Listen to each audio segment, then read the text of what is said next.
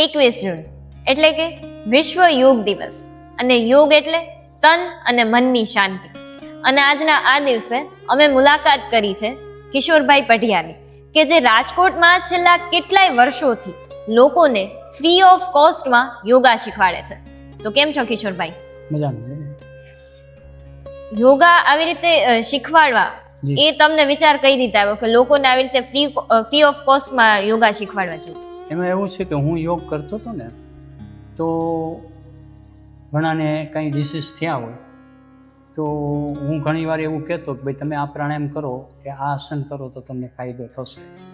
તમને ફાયદો થવા માંડ્યો. તો પછી મને એમ થયું, મેં કીધું ભાઈ મારી પાસે તો ઘણો બધો સમય છે, કારણ કે મારું વેલસેટ ધંધો અને બિઝનેસ ને બધું હતું, ને મારે કાંઈ એવી બધી બહુ જરૂરિયાત હતી નહીં કે મારે એમાં પૂરો સમય આપવો પડે. એટલે થોડો સમય હું લોકોને યોગ શીખવાડવામાં વાપરવા માંડ્યો અને લોકોને ફાયદો થવા માંડ્યો. ફાયદો થતાં લોકોનું એવું કહેવાનું થયું કે હું એકવાર રાજકોટમાં રામદેવજી મહારાજ આજથી 25 વર્ષ પહેલાં આવ્યા હતા, 2000ની સાલમાં. ત્યારે એમની શિબિરમાં એક દિવસ માટે ગયો હતો. પણ મને આવડતું તો એ જ બધું કરાવતા હતા, પણ એમની સ્પીચ બહુ સરસ હતી. એટલે મને આકર્ષણ થયું, એટલે આ માણસ પાસે યોગનું જ્ઞાન ઘણું બધું છે. એટલે હું એમના તરફ આકર્ષિત થયો અને પછી એમના મિશન સાથે જોડાઈ ગયો. હા, તો એમના મિશન સાથે હું જોડાઈ ગયો અને એમના મિશનની સાથે હું વ્યવસ્થિત રીતે ક્લાસો કરાવવા માંડ્યો. અને એ ક્લાસો કરાવતા ધારેશ્વરમાંથી અમારા એક ટ્રસ્ટી મનુભાઈ ખરું હતા, મારો ક્લાસ ગાર્ડનમાં ચાલતો હતો, ત્યાં આવ્યા અને જોયું કે આ માણસ તો બહુ સારા યોગો કરાવે છે.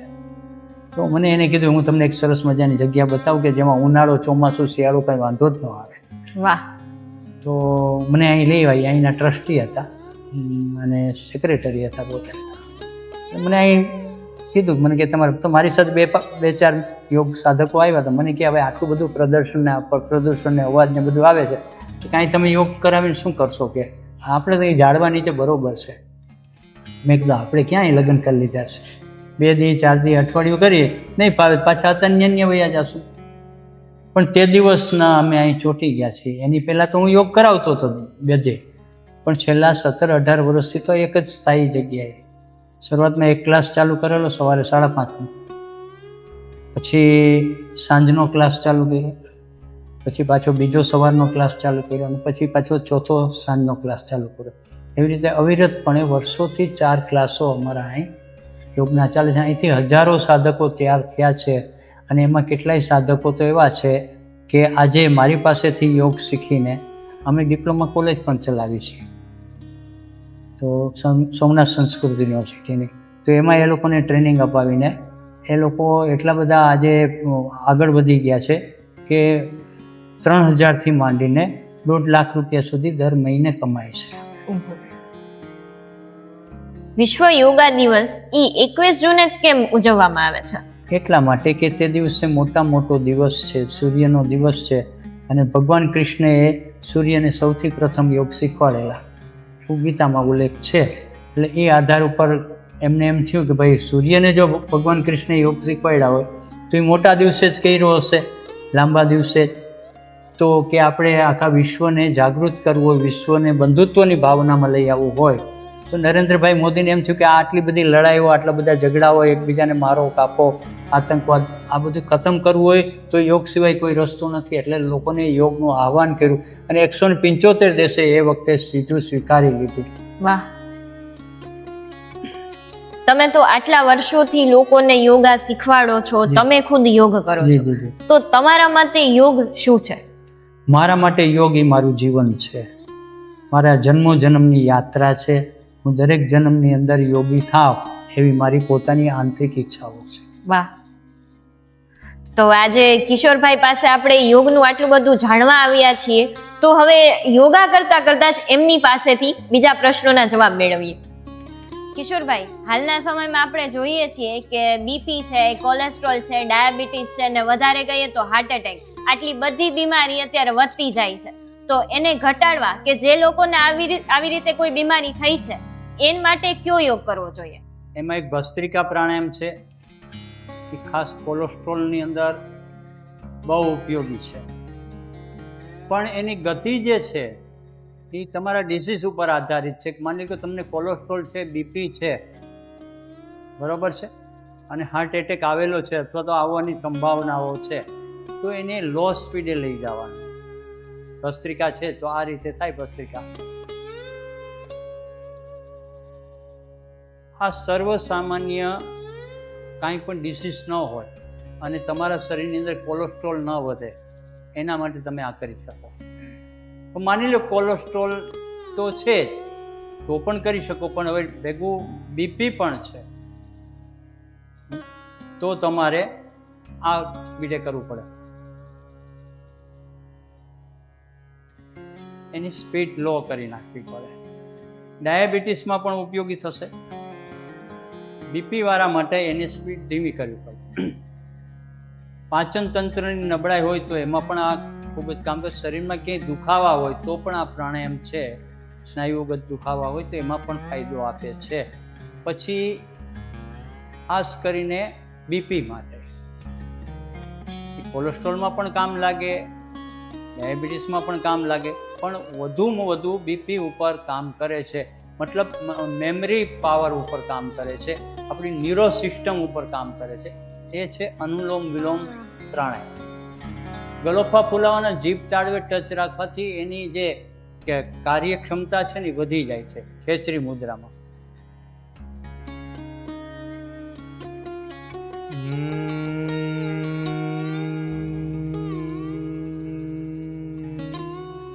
લેફ્ટ થી ભર્યો, રાઈટ થી છોડ્યો. હવે રાઈટ થી ભરી લેવાનો છે અને લેફ્ટ થી છોડવાનો છે.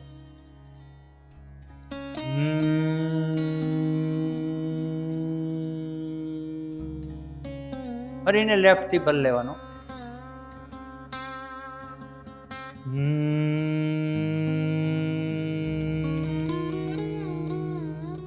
ફરીને રાઈટ થી ભરીને લેફ્ટ થી છોડવાનું.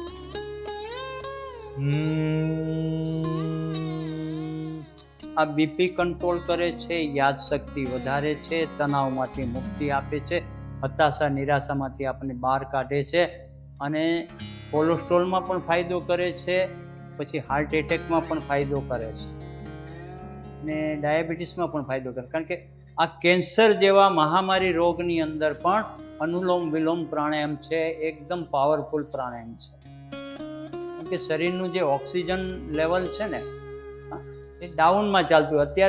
અત્યારે તમે શ્વાસ લ્યો છો અહીં સુધી લ્યો છો, પછી કોક વાર પ્રયાસ કરો તો તમે અહીં સુધી લ્યો, પણ જ્યારે પ્રયાસપૂર્વક પ્રાણાયામ કરતા હોય ત્યારે અહીં સુધી આવે છે. એટલે શરીરના તમામ કોષો સુધી પ્રાણવાયુ પહોંચે છે. અને જેમને ડાયાબિટીસ છે, કબજિયાત છે, કોલેસ્ટ્રોલ છે અને સ્નાયુગત દુખાવા છે અથવા તો કોઈ ડિસીઝના કારણે દુખાવા શરૂ થયા છે તો એના માટે કપાલભાતિ પ્રાણાયામ, આ ઇન્ટરનેશનલ આ 3 પ્રાણાયામો છે કે જે તમામ ડિસીઝોમાં ઓછા વધતા પ્રમાણમાં કામ કરતું હોય છે. એમાં પણ જીભ તાળવે ટચ રાખીને ગલોફા ફૂલાવીને, એટલે સ્લાઇવા ગ્રંથિ તમારી એક્ટિવ થશે. મેઇન પ્રોબ્લેમ આપણો બધાનો થયો છે એ કે આપણે સ્વાદ પાછળ એટલા બધા પાગલ થઈ ગયા છે કે આપણી સ્લાઇવા ગ્રંથિ છે ને નિર્જીવ અવસ્થામાં આવી ગઈ છે. આપણે થૂક બનતું જ નથી. પહેલાં થૂક ખૂબ બનતું, અત્યારે બનતું નથી. એટલા માટે તમે ગલોફા ફૂલાવો એટલે આ બધા છિદ્રો અંદરના ખુલે, જીભ તાળવે ટચ થાય એટલે ત્યાંથી જે અમૃત ઝરે છે એ જીભ વાટે આખા શરીરમાં પ્રસરે. એટલે શરીરની જે પોષક દ્રવ્યો બનાવવાની જે ક્ષમતા છે, calcium, protein, minerals, vitamin, nutrient, micronutrient, iron અને કાર્બોહાઈડ્રેટ, આનું ઉત્પાદન શરૂ થઈ જાય છે. એટલે આ રીતે પછી કપાલભાતિ કરો, અનુલોમ વિલોમ કરો કે ભસ્ત્રિકા કરો.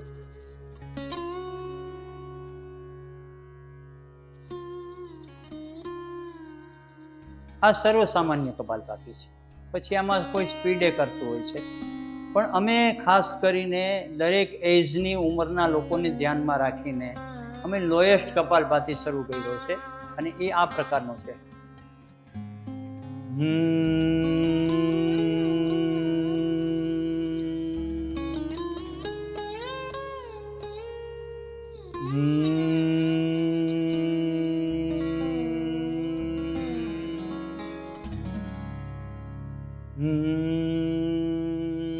દરેક પ્રાણાયામ આંખો બંધ રાખીને કરવાના હોય છે. બીજું, ભસ્ત્રિકા છે 2 થી 5 મિનિટ સુધી કરી શકાય સામાન્ય સંજોગોમાં. અનિવાર્ય સંજોગોમાં એમાં વધુ પણ સમય આપી શકાય છે. અને કપાલભાતિ છે એ 10-15 મિનિટથી લઈને 1 કલાક સુધી કરી શકાય છે. ડિસીઝ ઉપર આધારિત છે. અનુલોમ વિલોમ પ્રાણાયામ છે એ 1 કલાકથી માંડીને 2 કલાક સુધી કરી શકાય છે. પોતાની શારીરિક ક્ષમતા અને ડિસીઝ ઉપર આધારિત છે.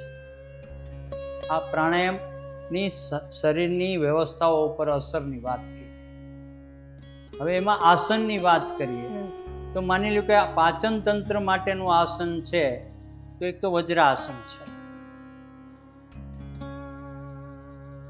જેમાં પછી આ આસનમાં બેસવાથી પણ જેમને ઘૂંટણના દુખાવા છે આમ ન બેસી શકે તો એમના માટે ઘોડાચાલ બતાવી આપણે. ઘોડાચાલ કરી શકાય. અને દરેક વખતે શરીરને તૈયાર કરવા માટે બાહુમૂલ બલવર્ધક કરી લેવું બહુ જરૂરી છે. કે તમારા શરીરને એકદમ આમ જણજણાવી નાખો ને એટલે તમારા શરીરની અંદર લોહીનું પરિભ્રમણ બરોબર. એટલે આ આસન ન કરી શકે એને ઘોડાચાલ કરવાનું, આપણે જે પ્રથમ બતાવ્યું તે. પછી એના માટે છે ભુજંગાસન. કમર દર્દમાં પણ ફાયદો કરે છે અને સ્પાઇનલ કોર્ડમાં પણ ફાયદો કરે છે, ગરદનમાં પણ ફાયદો કરે છે. આમ પગ રાખવાથી વિશેષ લાભ મળે છે. વેરિકોન્સ વેન્સની સમસ્યા હોય તો જલ્દી ભાગી જાય છે. તો આ ક્રિયા કરવાથી બહુ ફાયદો થાય છે. મંડુકાસન કરવાથી પણ પાચન તંત્રમાં બહુ ફાયદો થાય છે. મોટાપામાં પણ બહુ ફાયદો થાય છે. આ રીતે આ વજ્રાસનમાં પણ થાય, સિદ્ધાસનમાં પણ થાય, પદ્માસનમાં પણ થાય અને સુખાસનમાં પણ થઈ શકે. આ મંડુકાસન. શશકાસન છે એ પણ બહુ ઇફેક્ટિવ છે. એ પણ વજ્રાસનમાં પણ થઈ શકે. વજ્રાસનમાં કરવું હોય તો ઘૂંટણ મજબૂત હોય તો વાંધો નથી, તો આ રીતે કરી શકાય. બંને હાથ ઉપર ખેંચવાના છે અને બાલાસન પણ કહેવાય છે. આ રીતે અહીંથી ઝૂકવાનું છે કમરેથી.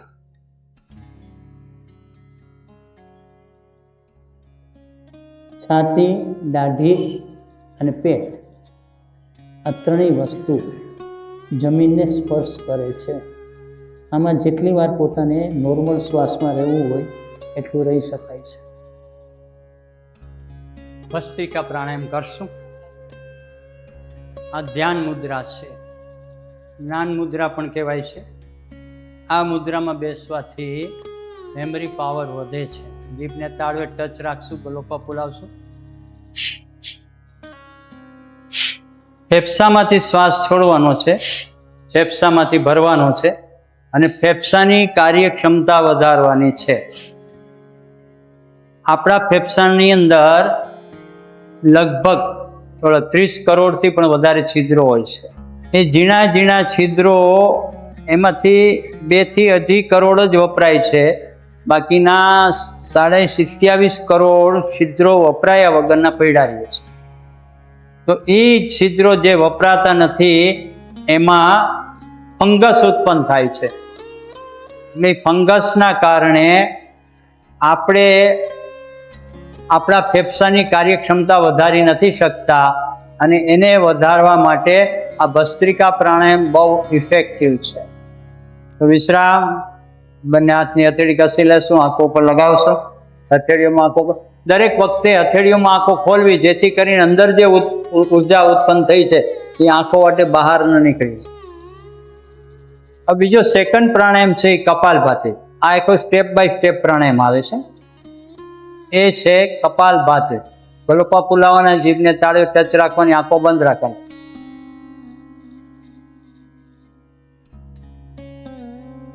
આ પ્રાણાયામ સતત 15 મિનિટથી લઈને 1.5 થી 2 કલાક સુધી પણ કરી શકાય છે. પણ 1 કલાક કરો તો પણ બહુ સારા પરિણામો આવે છે.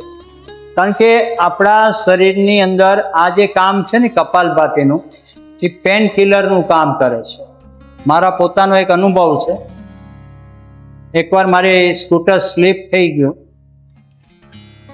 અને પગમાં સારું એવું લાગ્યું હતું, અને પછી 1 કલાક સુધી કપાલભાતી કર્યો. મારે પાછું જ્યાં જાવું હતું ત્યાં જઈશું. આ મારા પોતાનો પર્સનલ અનુભવ છે. ખાલી ચોપડીઓમાં વાંચેલા, બીજાના કોકના અનુભવ શેર કરેલા નહીં. દરેક ક્રિયાઓનું વિશ્લેષણ કરવાનું સાયન્ટિફિકલ, કે ભાઈ આપણે આપણા શરીરની અંદર, બોડીની અંદર શું ફેરફાર થઈ રહ્યો છે.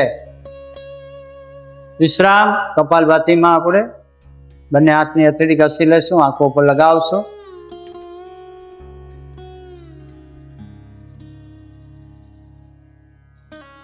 ત્યાર પછીની જે ક્રિયા છે એ અનુલોમ વિલોમ પ્રાણાયામ. હવે સામાન્ય રીતે અનુલોમ વિલોમ છે આ રીતે થાય છે. હા,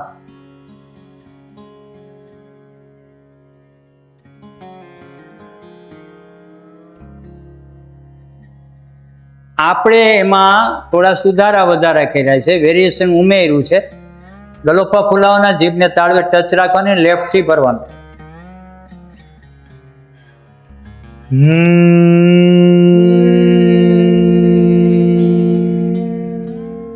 રાઈટ થી ભરવાનો, લેફ્ટ થી છોડવાનો.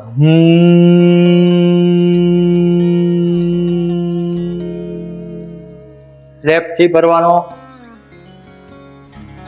રાઈટ થી ભ્રમણના ગુંજન સાથે.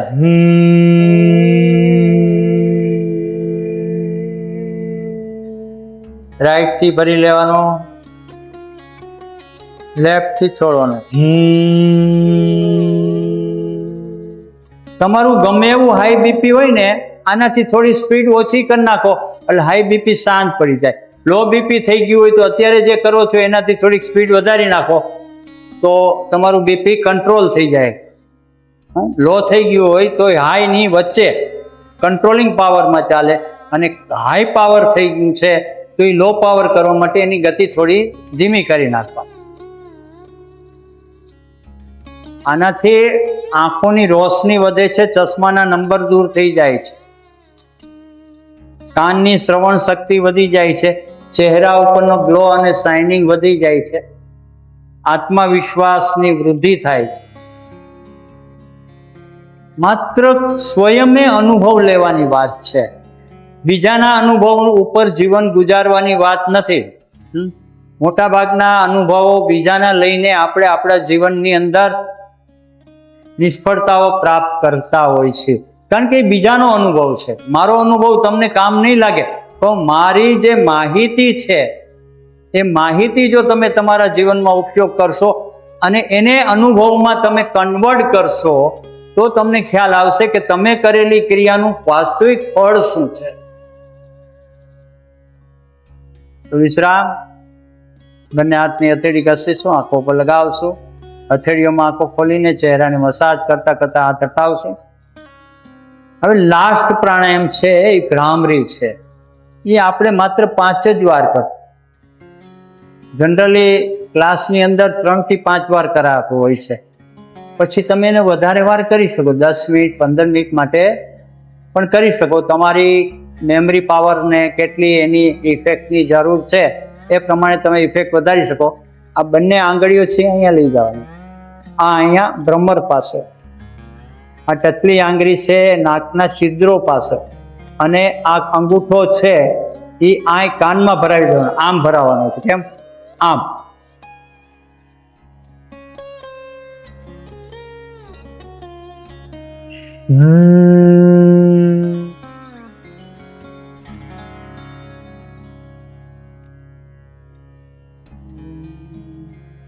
એક સર્વસામાન્ય સૂચના એ છે કે તમે જ્યારે પણ કોઈ પણ પ્રકારના યોગ કરતા હો ત્યારે કમર ગરદન સીધી રાખવાની.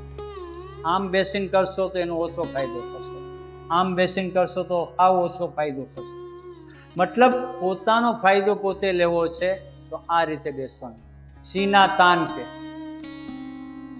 ઘણી વાર આવી રીતે આમ બેઠા હોય, હા, કેટલાય પ્રાણાયામ કરતા હોય કપાલભાતી આમ કરતા,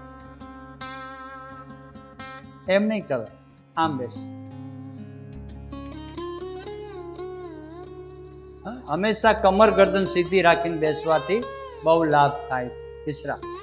તમે તમારી કમરનું દર્દ બેઠા બેઠા પણ મટાડી શકો, પણ એમાં શરીરનું મુમેન્ટ જે છે એ મુખ્ય ભાગ ભજવે છે, અને એમાં મોટાપો પણ દૂર થાય. તમારી આ થાઈ છે, આ બટર છે, એ બધા ઓગળવા માંડે. બંને પગ સીધા રાખવાના. બધાય કરી લેશું.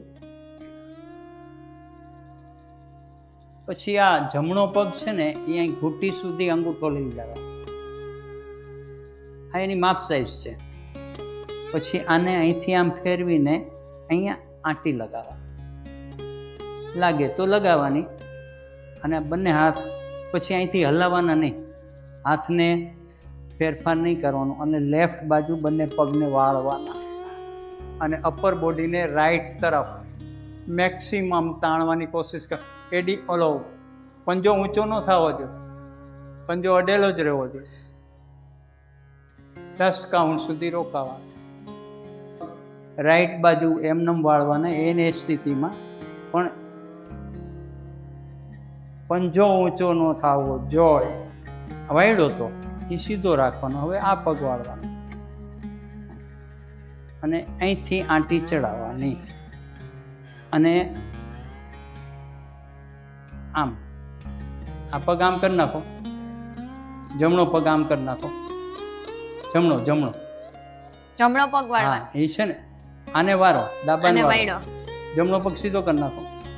હવે એને ઉઠાવો આમ અહીંથી. Very good. હવે લેફ્ટ બાજુ વાળવાનું મેક્સિમમ.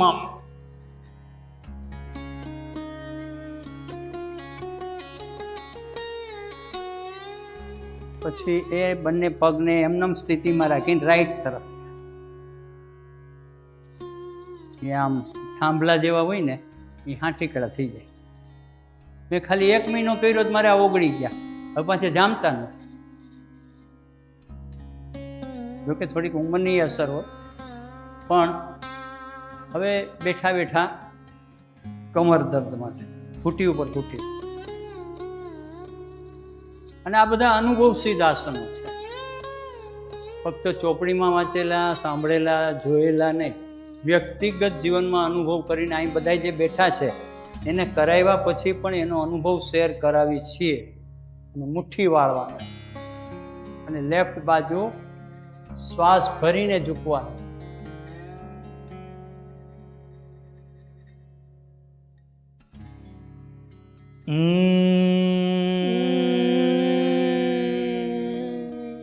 પ્રેશર આવવાથી શરીરની નસનાળીઓ, શ્વાસ ભર્યો છે ને એટલે તમે આ બાજુ દબાવો એટલે આ બાજુનો પ્રેશર તમારું એરનું વધે, એટલે એ નસનાળીઓ જે ચીમડાઈ ગઈ હોય, જે દબાઈ ગઈ હોય એ ખુલવા માંડે.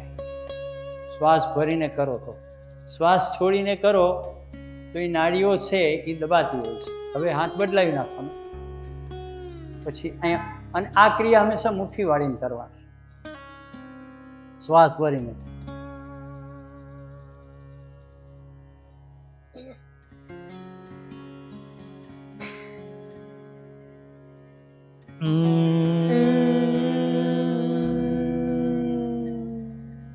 આ એક સેટ થયો. આવા 2, 5, 10 સેટ કરી શકાય. 5 વાર આ બાજુ, 5 વાર આ બાજુ, તો એ 5 સેટ થયા. 2 બાજુ 10-10 વાર કરો તો 10 સેટ. આ આસનને કરવાથી થતા ફાયદા: પાંસડાઓ, પીઠ, સ્પાઇનલ કોર્ડ, ગરદન, ખંભાઓ,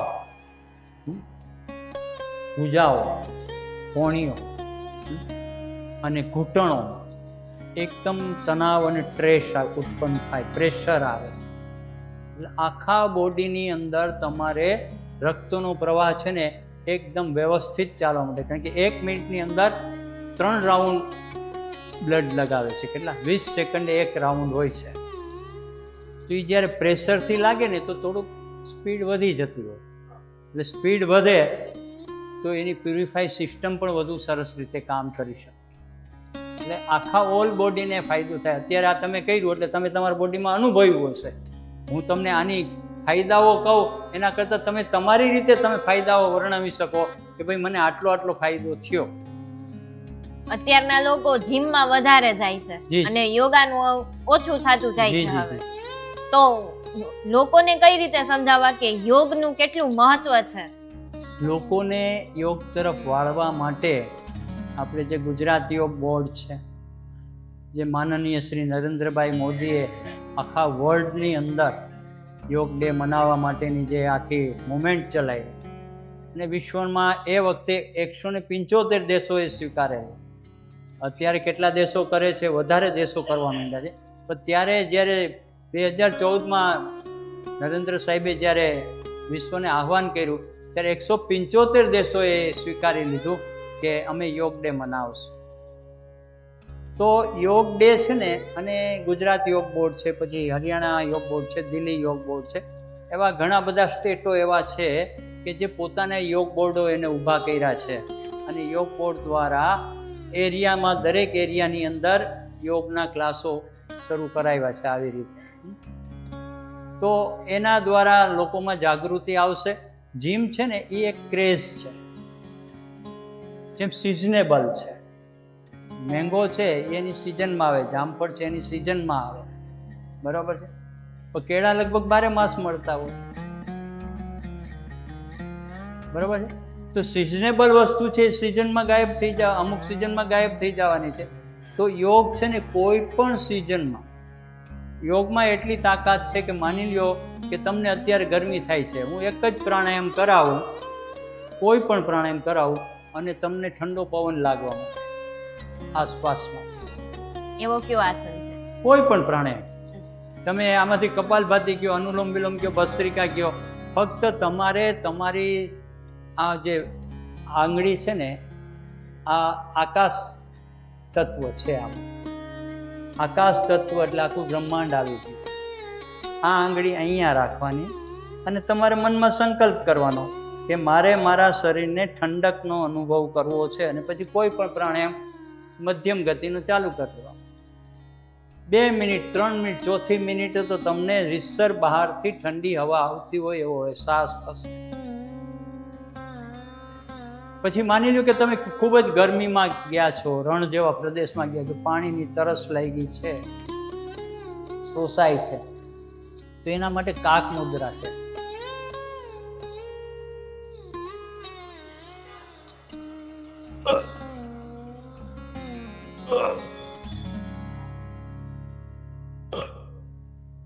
આ રીતે તમે કરો ને એટલે પેટને ઠંડક થવા લાગે, ગળાને તૃષામાંથી મુક્તિ મળવા માંડે. આ પ્રાણાયામ 2, 5, 10 વાર, 15 વાર કરી શકાય. પછી તમને બહુ ગરમી લાગે છે તો માત્ર લેફ્ટથી શ્વાસ લ્યો અને રાઈટથી છોડો એટલે તમારા શરીરની અંદર આસપાસની ગરમીની અહેસાસ ન થાય. એને ચંદ્રભેદી પ્રાણાયામ કહેવાય છે. હવે બહુ જ ઠંડી લાગે છે તો રાઈટથી લઈને લેફ્ટથી છોડવા માંડો, એને સૂર્યભેદી પ્રાણાયામ કહેવાય છે. તો તમારા શરીરમાં ગરમી ઉત્પન્ન થઈ જશે. અને તમે ક્યાંય એસીમાં બેઠા છો ને એસી એટલું બધું પાવરફુલ છે કે તમને ઠંડી લાગે છે, ઉધરસ જેવું થવા માંડે, ગળામાં ચચરાટી થવા માંડે. હવે તમે પ્રોગ્રામમાં બેઠા છો તો સામે જે કાંઈ પ્રોગ્રામ ચાલતો હોય એ લોકો પર ડિસ્ટર્બન્સ થાય, તમે અવાજ કરો તો એને શાંત કરવા શું કરવાનું? તો સૂર્ય મુદ્રા કરી લેવા. આ રીતે બેસી જાઓ. ગમે એવું એસી ચાલુ હોય, થોડી વારમાં 2 કે 3 મિનિટની અંદર તમારા શરીરની અંદર એસી ચાલુ છે કે નહીં જ ખબર ન પડે. નોર્મલ પરિસ્થિતિ તમારા શરીરના ટેમ્પરેચર લેવલની આવી જાય. અત્યારના આપણા જીવનમાં યોગનું મહત્વ શું છે? યોગનું મહત્વ એ છે, પહેલું તો એ કે અત્યારની જે જનરેશન છે એને પોતાનું ફિગર જોઈએ છે, શરીરની એકદમ ફિટનેસ જોઈએ છે. ફિગરમાં સારા દેખાવા જોઈએ, શું પાતળા લાગવા જોઈએ, શું. તો એ જે છે ને, યોગ તમને જે જોશે તે આપવા માટે તૈયાર છે. એના માટે તમારે ખોરાક ઓછો કરવાની જરૂર નથી, ડાયટિંગની બિલકુલ જરૂર નથી. વગર ડાયટિંગે તમે ગમે એટલું જમતા હો, એ પચાવવાની ક્ષમતા વધારવાની છે ને એના માટે કપાલભાતિ છે, અનુલોમ વિલોમ છે, ભસ્ત્રિકા છે, આ પ્રાણાયામો અને એ સિવાયના અમે ઘણા બધા પ્રાણાયામો કરાવીએ છીએ. કુંભક પ્રાણાયામો પણ કરાવીએ છીએ, જે અત્યંત મહત્વપૂર્ણ કુંભક પ્રાણાયામ હોય છે. તો એનાથી લોકોની અંદર શારીરિક ફિટનેસ આવી જશે. ફિટનેસ આવી જાય એટલે રોગ પ્રતિકારક શક્તિ આપોઆપ વધે. લોકો છે ને વજન ઘટાડવા માટે મારી પાસે આવતા હોય છે. હું એને કહું તમારે વજન ઘટાડીને શું કરવું છે? દારાસિંહનો 140 કિલો વજન હતો એ જ્યારે જીવતા હતા ત્યારે. હવે એને કોઈ એમ કે તું 70 કિલોનો થઈ જતી, કુસ્તી લડે કેવી રીતે? બરોબર છે. તો એને એની તાકાત વધારી, એનું વજન ઘટાડ્યો નહીં, એને એની તાકાત વધારી. એમ આપણે આપણા શરીરની તાકાત વધારવાની છે. તાકાત વધારવા માટેનું માધ્યમ ઓક્સિજન છે. તો હું તમને કુંભક પ્રાણાયામ બતાવું છું, જે ડબલ કુંભક છે. પોતાની કેપેસિટી પ્રમાણે બધા જેને આવડે છે એ કરશું. જીભને તાળવે ટચ રાખવાની, ગલોપા ફૂલાવાના.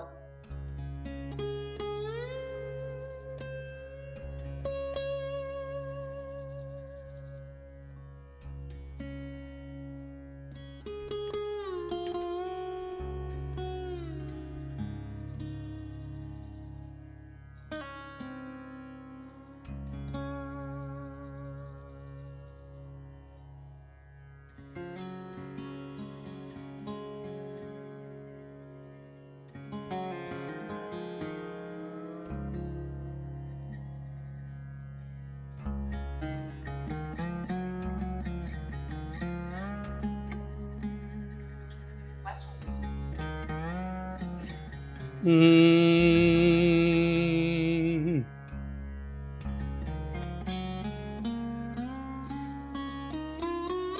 આ એક કુંભક થયું. આવા 2 કરી શકાય, 5 કરી શકાય, 10 કરી શકાય, અને ક્ષમતા હોય 50 પણ કરી શકાય. તો આનાથી તમારે કોઈ દી બ્યુટી પાર્લરમાં જવાની જરૂર ન પડે.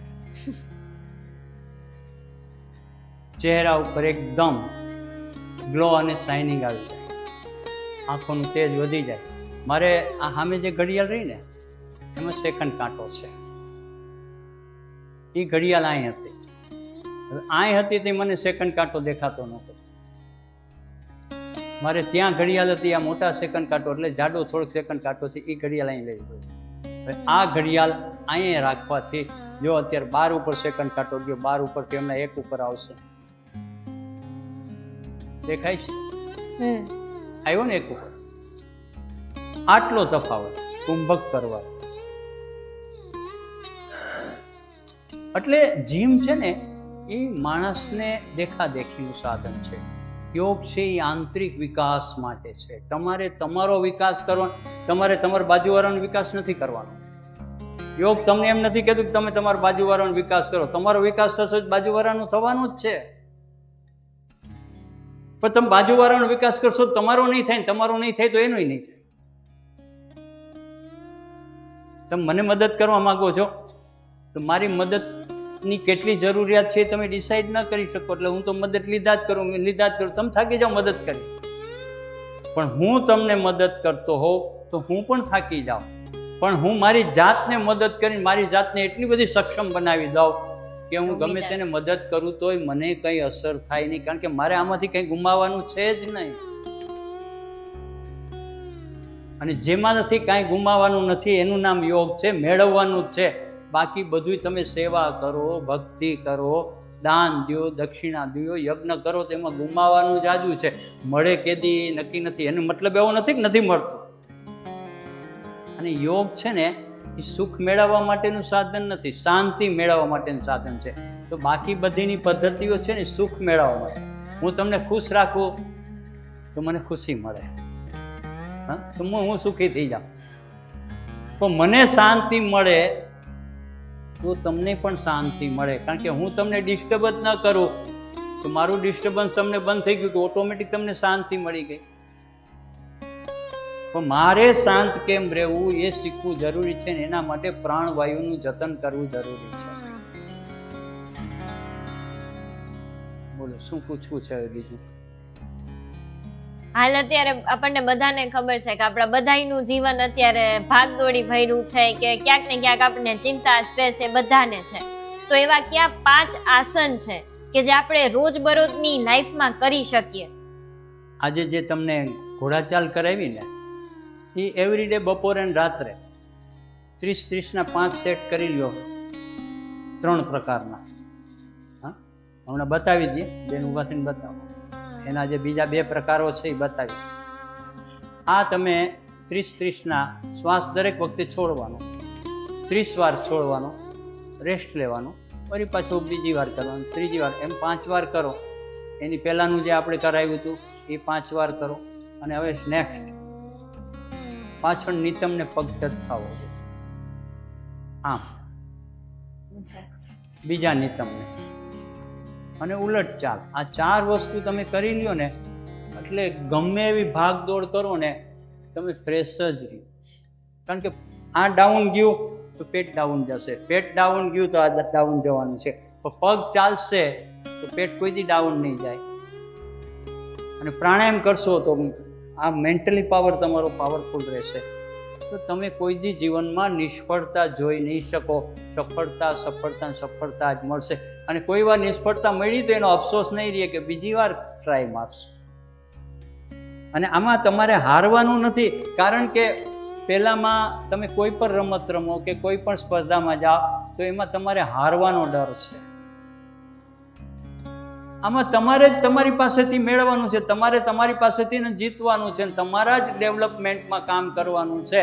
અને તમારું ડેવલપમેન્ટ છે એ આખા જગતનું ડેવલપમેન્ટ છે. આ વૃક્ષ છે એ જેટલું ડેવલપ થાય એ બીજાને ફાયદો આપે છે કે નહીં? પોતાનો ફાયદો જ પોતે લે છે.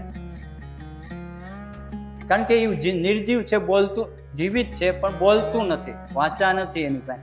એટલે એ એની વિચારો આપણી પાસે પ્રદર્શિત નથી કરતા, પણ એ પોતાને ઉપયોગી થતાં થતાં આખી દુનિયાને ઉપયોગી થાય છે.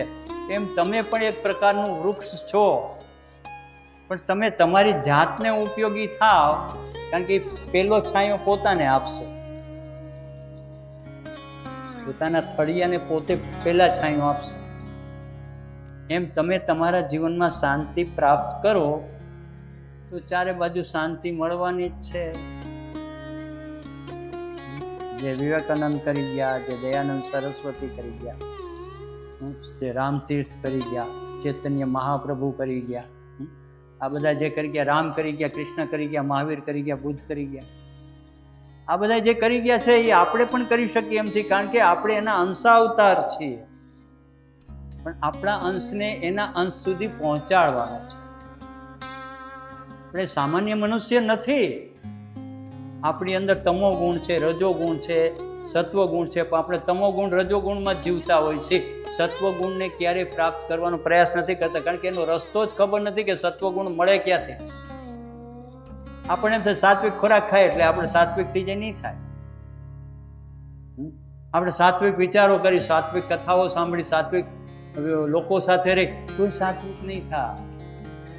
પણ પ્રાણાયામ સાત્વિક કરો તો તમારી અંદર સાત્વિકતા આવશે, તો તમો ગુણ અને રજો ગુણ ધીરે ધીરે ઘટવા લાગશે અને તમારી આત્મિક શક્તિનો વિકાસ થવા લાગશે. એટલે યોગ છે ને એ જીવનનું મહત્વનું અંગ છે. બાકી તમે કાંઈ નહીં કરો તો 2 દિવસ ભૂખ્યા રહેશો તો ચાલશે, પણ જો 2 મિનિટ સુધી તમારો શ્વાસ નહીં ચાલે તો શું થશે? હવે 2 મિનિટ સુધી તમારા શ્વાસને તમે સહન નથી કરી શકતા શ્વાસ વગર, તો એ શ્વાસને તમે વ્યવસ્થિત વાપરીને એનું આયામ કરીને તમારા જીવનને શ્રેષ્ઠ બનાવો તો એ કેટલું કામ કરે. 2 દિવસ ન જમી તો બહુ તો નબળાઈ આવી, બરાબર છે, પણ પાછા 2 દી ખાવ તો હરખું થઈ જાય. પણ તમે પ્રાણાયામ રોજ કરો ને તો રોજ every day improvement improvement improvement improvement. તમારે લોકોને તમારી જે શક્તિઓ છે ને એનું પ્રદર્શન ન કરવું પડે. લોકો ઓટોમેટિક તમારા તરફ આકર્ષિત થાય કે આ વ્યક્તિમાં કંઈક એવું તત્વ છે કે જે આપણને ઉપયોગી છે. દર વર્ષે 21 જૂને જ કેમ યોગ દિવસ ઉજવવામાં કારણ આવે કે છે? એ દિવસ મોટામાં મોટો દિવસ છે. સૂર્ય તે દિવસે વધુ સમય સુધી આકાશમાં રહે છે, લાંબો સમય સુધી ઉગે તો આથમે એનો સમયનો જે ટાઈમિંગ છે ને રોજના ટાઈમિંગ કરતાં 2, 5, 10 સેકન્ડ કે મિનિટ વધારે વાર રહે છે, એટલે મોટો દિવસ કહેવાય છે. એટલે મોટો યોગ છે એ પ્રાણવાયુ છે, અને પ્રાણવાયુનો વાહક છે સૂર્ય છે. એટલે જે સૂર્યનારાયણમાં તેજસ્વીતા છે, ઓજસ્વીતા છે, એવી તેજસ્વીતા અને ઓજસ્વીતા આપણી અંદર પ્રસ્થાપિત કરવા માટે જેમ દિવાળીનો દિવસ આપણા માટે મોટો ગણાય છે, એમ 21 જૂનનો દિવસ આખા વર્લ્ડ માટે મોટો ગણાય છે. દરરોજના દિવસમાં યોગ માટે કેટલો સમય કાઢવો જોઈએ? કમસે કમ 45 મિનિટ. એમાં 30 મિનિટમાં પ્રાણાયામ અને 15 મિનિટમાં આસન. પ્રાણાયામનો 30 મિનિટનો ક્રમ હંમેશા રાખવાનો. જો તમારે મેન્ટલી ફિગર બનાવવો હોય તો, ફિઝિકલી ફિગર બનાવવો હોય, ખાલી તમને લોકો આકર્ષિત થઈ જાય તમારાથી કે વાહ આનું ફિગર બહુ સરસ છે, દેખાય છે બહુ સારા, તો એમાં થાય શું ખબર? એ નજીક આવ્યા પછી, આપણા પરિચયમાં આવ્યા પછી એમ થાય કે આમાં તો કાંઈ નથી.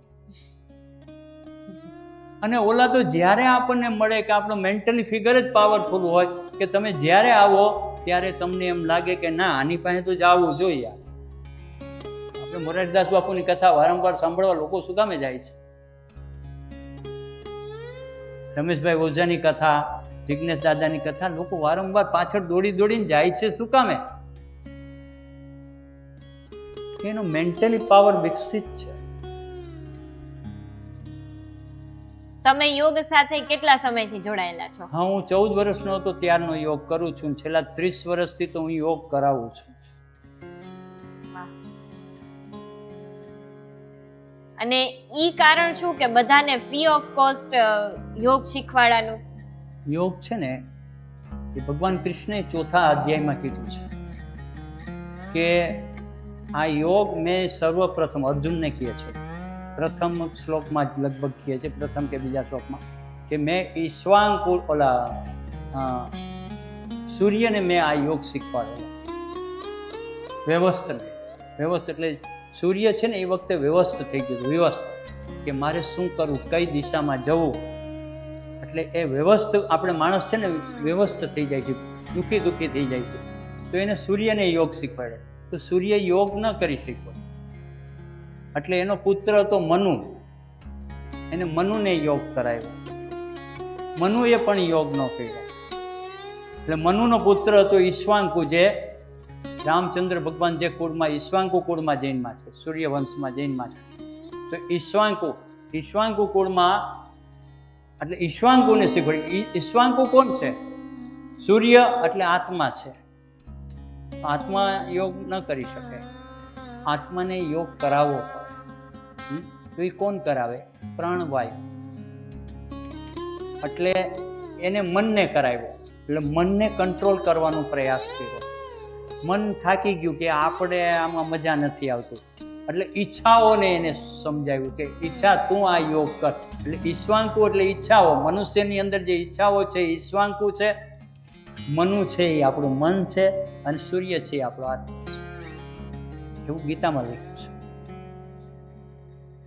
અને ગીતા આ ટોટલી યોગ ઉપર આધારિત છે.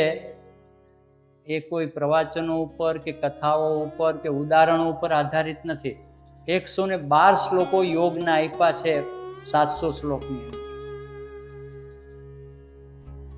અને અમે અહીં જે મોટાભાગના યોગ કરાવી છે ને એ ગીતા આધારિત કરાવે છે, અને પતંજલિ આધારિત. પતંજલિ ઋષિ જે થઈ ગયા ને, બાકી તો યોગની ઘણી બધી પ્રક્રિયાઓ છે. વસ્ત્રિકાની બધાય છે, કપાલભાતીની બધાય હઠયોગમાં છે. એ ઘેરડ ઋષિએ હઠયોગ પ્રદીપિકા લખી છે. પછી હઠયોગ પ્રદીપિકા સ્વ આત્મારામે લખી છે.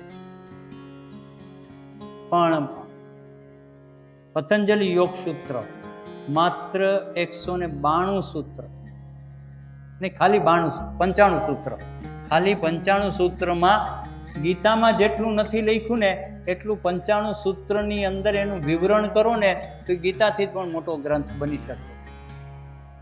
કારણ કે એ સૌથી વહેલા મનુષ્યને ન્યુરો સિસ્ટમ સમજાવી. યોગ છે ને ન્યુરો સિસ્ટમ ઉપર કામ કરે છે.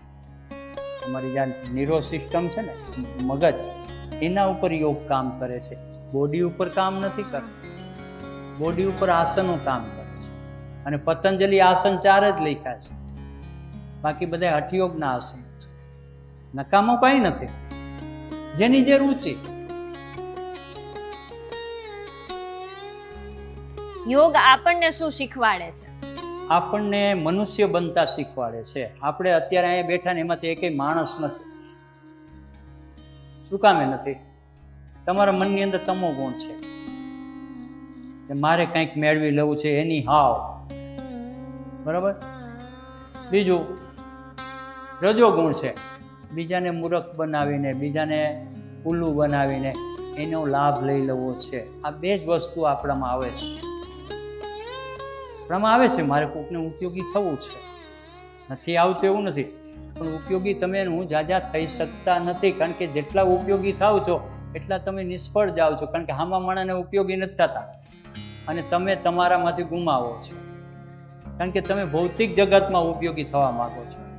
તમે આંતરિક જગતમાં, અત્યારે હું આજે કંઈ કરું છું કે આ બધા જે કંઈ કરે છે એ આંતરિક જીવન માટે કરે છે. એટલે યોગ છે ને આંતરિક જીવન, યાંત્રિક ને આંતરિક.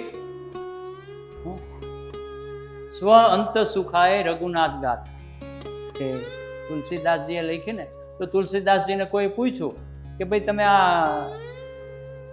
રામની કથા તો કેટલી લખાયેલી છે, એમાં તમે આ વધારાનું શું કર્યું? તો કે મેં તો કંઈ ગામને સંભળાવવા નથી કર્યું. સ્વ અંત સુખાય રઘુનાથ ગાથા, હું મારા સુખ માટેથી ગાઉં છું. પછી તમે સાંભળો ને તમે એનો લાભ લ્યો તો મને કંઈ વાંધો નથી. તો સ્વ આત્માના સુખ માટે આ છે. એટલે સ્વ આત્મા ત્યારે સુખી થાય કે જ્યારે સત્વ ગુણની જાગૃતિ થાય. આત્મા છે ને એ કોઈ દી મન સાથે લડાઈ કરતું જ નથી. આત્મા એમ કે તારે જેમ કરવું એમ કર. પણ જ્યારે પ્રાણાયામ ચાલુ થાય ને ત્યારે આ મન છે એ કમજોર પડવા માંડે ધીરે ધીરે ધીરે ધીરે. આજે તો નહીં, પણ આ જે કુંભક પ્રાણાયામ અમે 5-10 મિનિટ માટે કરાવી ને ત્યારે લોકો થોડીક વાર અલિપ્ત થઈ જાય છે. આ બહારનો અવાજ છે ને એને સંભળાતો નથી. જ્યારે તમને બહારનો અવાજ ન સંભળાય ને ત્યારે તમારે સમજી લેવાનું તમે મનથી અલગ થઈ ગયા છો. તમે મનથી અલગ પડો ને તો જ તમને શાંતિનો અહેસાસ થાય. અને સુખમાં કોઈ દી શાંતિ મળે નહીં. સુખમાં કોઈ દી શાંતિ મળે નહીં.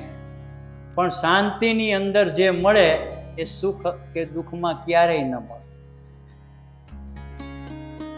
આજના સમયમાં યોગનું મહત્વ છે ખરી? ઘણું બધું છે. અહીં તમે આ બેઠા છે એ લોકોને જોઈ રહ્યા છો. આની પહેલાના ક્લાસમાં પણ આટલા જ હતા કે આનાથી થોડાક વધારે હતા. બરાબર. એક સવારે 5:30ના ક્લાસમાં ઓછા હોય, સવારે 7 વાગ્યાના ક્લાસમાં લગભગ આટલા જ બેઠા હોય. અને હું અહીંયા છેલ્લા 17-18 વર્ષથી કરાવું છું. એટલે જે કહેવાય ને કે જે મારી ઉંમરના લોકો છે, યુવા અવસ્થા, એ લોકો યોગને એટલું મહત્વ આપે છે. એ લોકો છે ને યોગને મહત્વ આપે છે, પણ એ ખાસ કરીને જેને એમ કહેવાય ને કે પાવર યોગા, એરોબિક્સ, આને વધારે મહત્વ આપે. કારણ કે એ બોડી ઉપર જોવે છે. એનું માઇન્ડ પાવર કઈ દિશામાં ભાગે છે એને ખબર નથી. અહીંયા તમારી ઉંમરના આવતા હોય છે, નથી આવતા હોતા એવું નથી, પણ ઓછા આવે. જવલે 2 હોય, 3 હોય, એકાદું હોય. પણ જે અહીંયા પ્રાણાયામને સમજી ગયા છે એ જે દિવસે પ્રાણાયામ ન કરાવે ને તે દી એમને એમ લાગે કે અમે કંઈ કર્યું જ નથી. ગમે એટલા આસનો કરાવી, ગમે એટલું કરાવી, તો એને કંઈ સંતોષ થાય નહીં. એવું કહી શકાય કે ઈ લોકોને એવું છે કે ભાઈ અમારે શરીર વધારવું છે કે ઘટાડવું છે, તો એ થોડીને યોગાથી થાય. પ્રાણાયામથી થઈ શકે છે. પ્રાણાયામથી શરીર વધી પણ શકે છે, ઘટી પણ શકે છે. એવું નથી કે પ્રાણાયામથી ન થઈ શકે. અમુક પ્રકારના પ્રાણાયામો છે એ તમારા બોડીને ડેવલપમેન્ટ કરવા માટે છે. અમુક પ્રકારના પ્રાણાયામો છે એ શરીરને ઘટાડવા માટે છે. માની લો કે સૂર્ય નમસ્કાર છે, અમે કુંભક સાથે સૂર્ય નમસ્કાર કરાવીએ છીએ, એમાં શરીર ઘટે. અને અમે જે અમુક આસનો કુંભક સાથે કરાવી છે એમાં બળની વૃદ્ધિ થાય, અને બળની વૃદ્ધિ થાય એટલે આ તમારા મસલ્સ છે એ પાવર વધવા માંડે. અત્યારે જો અમારા હાવ ઢીલા દેખાય છે ને, આ ટાઈટ થઈ તો હાવ રબર જેવા હતા, મસલ્સ ટાઈટ થઈ ગયો. તો હું તો એટલી કસરત નથી કરતો, આસન નથી કરતો. પ્રાણાયામથી થઈ શકે છે, સંભવ છે, કારણ કે પ્રાણાયામ છે એ આંતરિક તાકાત વધારે છે. અંતમાં એ જ પ્રશ્ન કે લોકોને હજી વધારે યોગ તરફ જો આપણે વાળવા હોય કે જાગૃતિ લાવવી હોય તો એ લોકોને શું કહેશો તમે? જો મારી દ્રષ્ટિ, મારું અંગત ઓપિનિયન આપું છું, લોકોને જગાડવાની જરૂરત છે જ નહીં. તમે લોકોને જગાડવા જાશો ને તો નહીં જાગે, પાછા સૂઈ જશે. શાલિવાન નામના રાજા થઈ ગયા આપણા દેશની અંદર. જેમ વિક્રમાદિત્ય થઈ ગયા ને, એમ શાલિવાન શક એટલે ચૈત્ર સુદ એકમ તે દિવસે એને પોતાનું રાજ સ્થાપિત કરેલું. તો એના વખતની અંદર શકો અને હુણો નામની પ્રજા હતી, વિદેશી પ્રજાઓ, જે વારંવાર હુમલાઓ કરતી હતી અને એટલા બધા ગુલામી અવસ્થામાં કરે બધા માટીના થઈ ગયા હતા. માટીના એટલે નિર્જીવ અવસ્થામાં. ત્યારે શાલિવાન રાજાએ વિચાર કર્યો કે ભાઈ આ બધાને જગાડવા છે, એટલે માટીમાં પ્રાણ પૂર્યા, એટલે માટીઓને જાગૃત કરી, લોકોને સુરવીરતા અપાવી અને લડ્યા અને જીતા. એટલે એને પોતાનું રાજ્ય સ્થાપિત કર્યું. પણ એ લાંબુ ચાલ્યું નહીં. શિવાજી મહારાજે કર્યું એ ચાલ્યું નહીં લાંબુ. સમજાણું ને તમે? સુભાષચંદ્ર બોઝે કર્યું બિચારા એ ચાલ્યું નહીં. ભગતસિંહ ફાંસીએ ચડી ગયા એ કાંઈ વળ્યું નહીં. મહાત્મા ગાંધીએ આપણને દેશને આઝાદી અપાવી દીધી. હવે ધીરે ધીરે નરેન્દ્રભાઈ આવ્યા પછી ઘણું ડેવલપમેન્ટ થયું, નહીં તો આપણે કંઈ ડેવલપમેન્ટ કરી જ નહોતા શીખ્યા. એમાં કોઈ સરકારનો વાંક નથી, ઈચ્છા શક્તિનો અભાવ છે. તો નરેન્દ્રભાઈમાં ઈચ્છા શક્તિ છે, હવે એના પછી શું થવાનું છે ક્યાં? એટલે લોકોને તમે જગાડશો તો પાછા સૂઈ જશે, પણ સ્વયં જાગશે. જેમ કે મને 14 વર્ષની ઉંમરે એમ થયું કે મારે યોગ કરવો છે, મારે યોગ ગોતવા ન જવો પડે. મારો એક મિત્ર હતો, મારી ઉંમરનો 14 વર્ષનો હતો, એ આસનો કરતો. મેં કીધું શું કરે? મને કે યોગાસન કર્યું. મેં તો મારે શીખવા. મને 2-3 આસનો શીખવાડ્યા અને એમાંથી મેં ડેવલપ કર્યું, ચોપડીઓ વાંચીને.